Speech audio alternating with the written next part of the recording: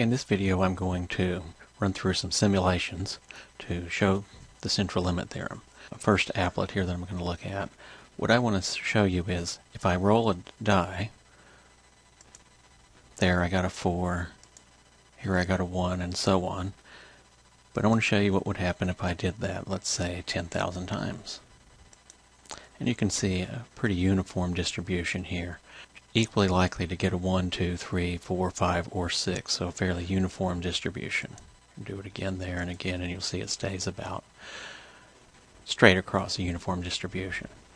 So now what I want to do is just go here to another thing and just say here I'm going to roll 10 dice. And here I roll it again.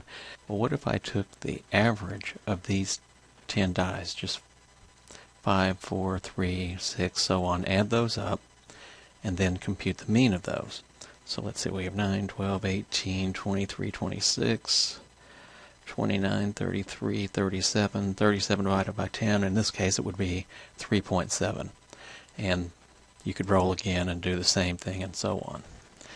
Just to recall where I'm at right now, population looks like this. This is just the distribution of throwing one die at a time, 10,000, or actually 30,000 times since I did it 3 times.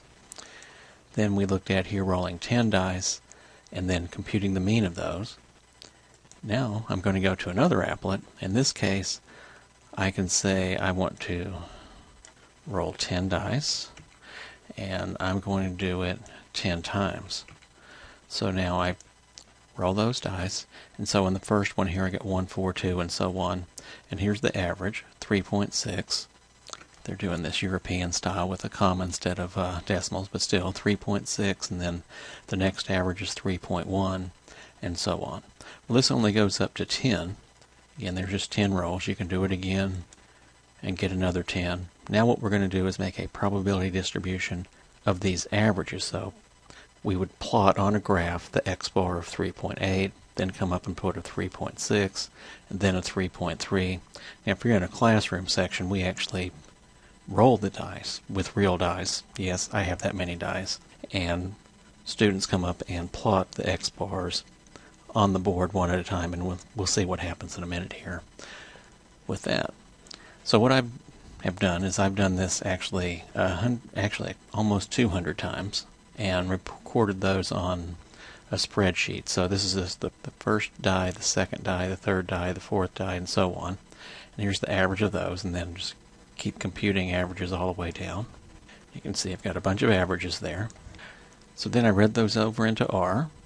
This is just the file that I had there, and I'm going to make now a histogram of all of those means that I had just computed with the mean of each roll of the dice.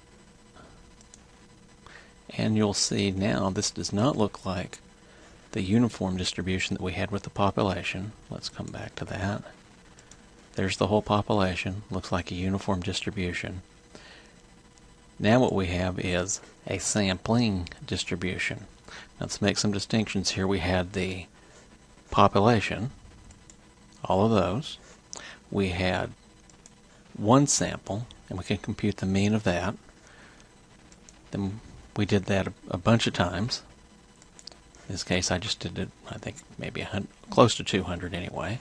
And now, so this row, the 1, 1, 2, 1, 1, that's one sample and its mean. And then this is another sample and its mean, and so on. On this one, I have the sampling distribution. So there's 3 things there: the population from which the data were selected, one sample, or actually 100 different samples, and then a distribution of, if we had the axis or the axis labeled here, that would be an x-bar.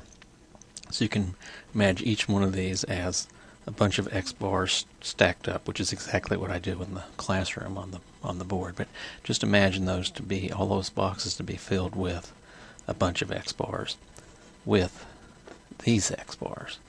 So what you should notice about this is that the sampling distribution, no matter what the population looked like, will, if you take a large enough sample, tend to look like a bell curve. So I've got the other videos explaining the central limit theorem in other ways. What we can say is that The sampling distribution is going to be a bell curve. It's going to have the same mean as the population. So remember, if we did the dice 1, 2, 3, 4, 5, 6, if you add those up and divide by 6, you're going to get 3.3, so the same average. And because the standard error is the population standard deviation divided by the square root of n, you can see that this doesn't go all the way out to 1 and 6. It's narrower because you're taking the standard deviation of the population and dividing by the square root of n. So that's it, just one more way of looking at the central limit theorem.